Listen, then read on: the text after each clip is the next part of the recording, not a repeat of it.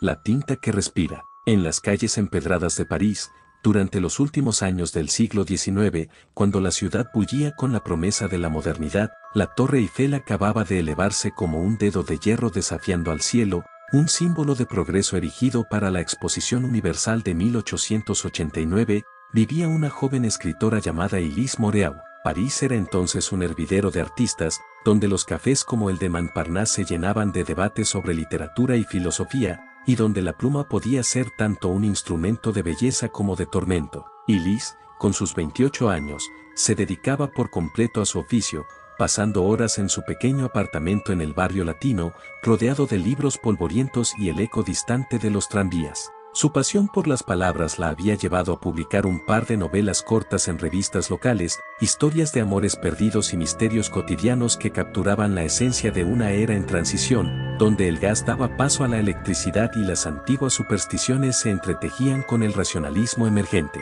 Elise sentía una conexión profunda con su trabajo, una que iba más allá de la mera creación. Las palabras no son solo tinta en el papel, le dijo una vez a su amiga Claire durante una tarde lluviosa en un café cerca del Sena. En la antigua Roma, los escribas eran vistos como guardianes de la eternidad, capturando no solo eventos, sino almas enteras en pergaminos que perduraban siglos. Imagina, Claire, como una frase bien colocada puede revivir un momento olvidado, como si el pasado respirara de nuevo. Claire, una costurera con ojos curiosos, asintió, fascinada por cómo Elise tejía esos detalles en sus conversaciones sin esfuerzo, haciendo que el conocimiento pareciera parte natural de su entusiasmo. Pero lately, algo había cambiado en la rutina de Elise. Todo comenzó con un manuscrito antiguo que encontró en una librería polvorienta cerca de la Sorbona. Era un tomo encuadernado en cuero desgastado, sin título visible, que el vendedor juraba provenía de las ruinas de un monasterio en las afueras de la ciudad, destruido durante las revueltas de la Comuna de París en 1871, cuando las llamas devoraron barrios enteros y con ellos, secretos enterrados. Elise, atraída por su aura de misterio, lo compró por unas pocas monedas. Al abrirlo en su apartamento esa noche, bajo la luz temblorosa de una lámpara de queroseno, descubrió páginas llenas de una caligrafía elegante pero desvaída, narrando la vida de un monje medieval que afirmaba haber sido poseído por sombras que escriben solas. El texto estaba en latín antiguo, pero Elise, con su educación clásica común entre las mujeres cultas de la burguesía parisina de la época, pudo traducirlo parcialmente. Sintió un escalofrío al leer sobre cómo el monje describía noches en las que su pluma se movía por voluntad propia, prediciendo eventos que luego ocurrían, plagas, traiciones, muertes inesperadas. Al principio, Elise lo tomó como inspiración para su próxima novela. Se sentó a su escritorio de madera astillada, con vistas a un patio interior donde las enredaderas trepaban como venas vivas, y comenzó a escribir una historia ficticia basada en ese monje.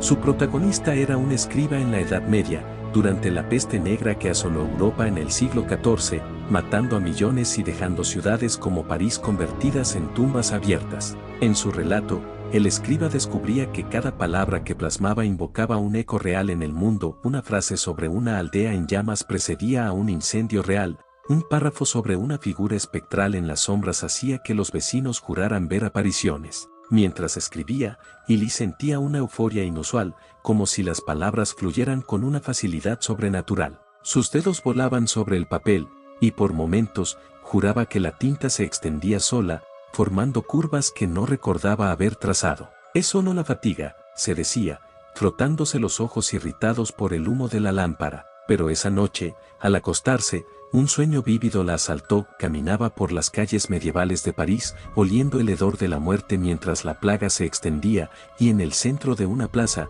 un monje con ojos hundidos la señalaba, murmurando: «Lo que escribes, vive». Al día siguiente, las noticias en los periódicos la sacudieron. Un incendio había estallado en un pequeño pueblo al sur de París, similar al que ella había descrito en su borrador.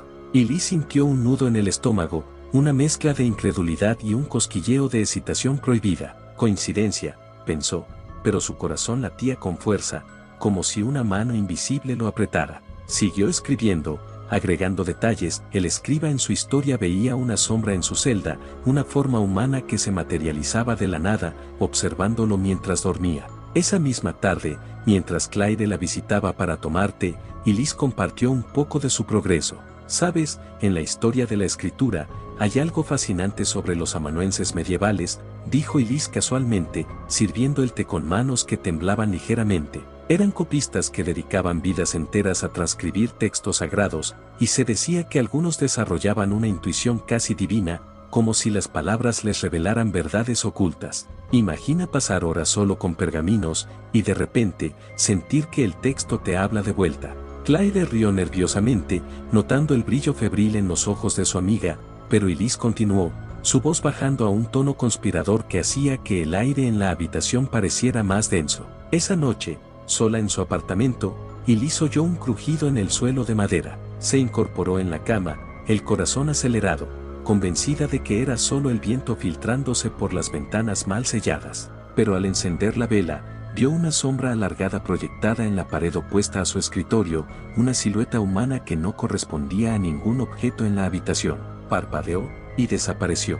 El miedo se instaló en su pecho como un peso frío, haciendo que su respiración se entrecortara. ¿Era su imaginación, avivada por la historia que escribía? O peor, estaba invocando algo real, como el monje del manuscrito. Los días siguientes se volvieron un torbellino de paranoia creciente. Elise escribía con compulsión, describiendo en su novela cómo el escriba intentaba destruir sus pergaminos para romper la maldición, solo para que las palabras reaparecieran en páginas nuevas. Paralelamente, eventos inquietantes la rodeaban. Un vecino del edificio, un anciano solitario, fue encontrado sin vida en su habitación, con una expresión de terror congelada en el rostro, justo como ella había descrito una muerte en su borrador.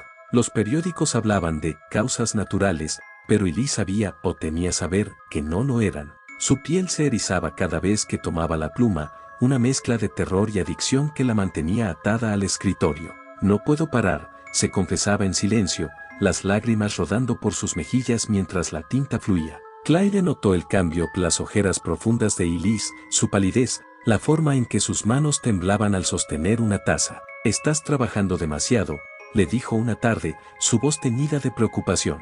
Recuerda cómo los grandes autores del Renacimiento, como aquellos en la corte de los Medici en Florencia, equilibraban su arte con la vida real.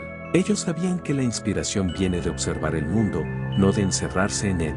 Elise sonrió débilmente, pero en su interior, el pánico bullía. ¿Y si Claire se convertía en parte de la historia? Rápidamente, borró un párrafo donde describía a una amiga del escriba desapareciendo en la niebla. Una noche de tormenta, con truenos retumbando como advertencias divinas, recordando las grandes inundaciones del Sena en 1910, aunque eso vendría años después, el río siempre había sido caprichoso, y Elise decidió confrontar el manuscrito original.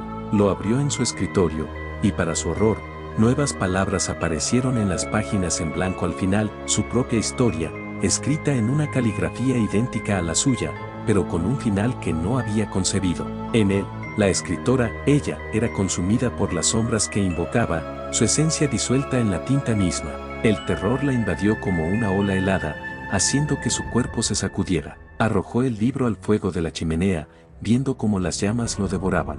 Pero al amanecer, sobre su escritorio, encontró un nuevo manuscrito, idéntico, intacto. La sombra en la pared reapareció, esta vez más definida, con ojos que parecían mirarla fijamente. Elise gritó, pero su voz se ahogó en el silencio de la ciudad dormida. Sabía que no había escape, lo que escribía, vivía, y ahora, la historia la escribía a ella. Fin.